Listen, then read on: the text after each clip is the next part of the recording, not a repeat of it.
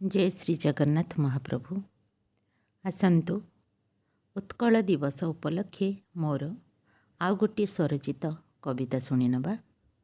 कवितार शीर्षक है कहिबा शिखिबा आमरी भाषा। ओडिशा माटी रे जन्म मोर, तापाणी पवन अमृत झर। महाप्रभु आम विश्वविदित, कोणार्क कारुकार्य विख्यात। इतिहास कहे गारिमा गाथा, अतीत्व बखाणे वीरत्व कथा। चिलिका ह्रदर पक्षी काकली, चिलिका ह्रदर पक्षी काकली।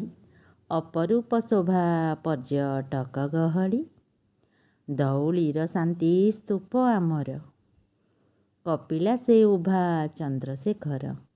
धौलीर शांति स्तूप आमर, कपिला से उभा चंद्रशेखर। बण पहाड़े घेरा मो राज्य, ताबीर कुडरे गोरा फौज। जयी राजगुरु सुभाष बोस, गोपबंधु मधुसूदन दास। ओडिशार केते वीर सुपुत्र, चेष्टारु मो राज्य हेला स्वतंत्र। उत्कल कलिंग ओडिशा हेला, स्वतंत्र प्रदेश गठन भला। उत्कृष्ट कलार उत्कल माटी, भूली तो गलेणी आम संस्कृति। हिंदू मुसलिम सिख जैन, सभी ओडिशा माटी संतान। लिंगराज छंती भुवनेश्वरे, मंदिर मालिनी राजधानी रे।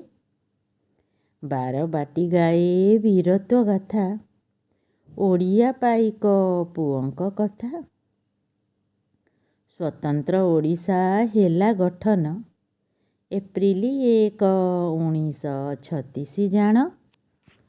उत्कल दिवसे करिबा पण, उत्कल दिवसे करिबा पण।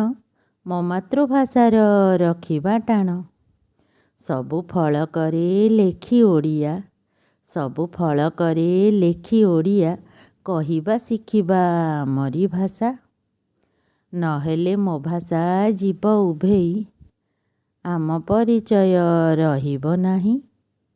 नहेले मो भाषा जीव उभेई, आम परिचय रहिब नाही। मातृभाषा आम ओडिया बोली, गरवे कहिबा जीवानी भूली। मातृभाषा आम ओडिया बोली, गरवे कहिबा जीवानी भूली। धन्यवाद।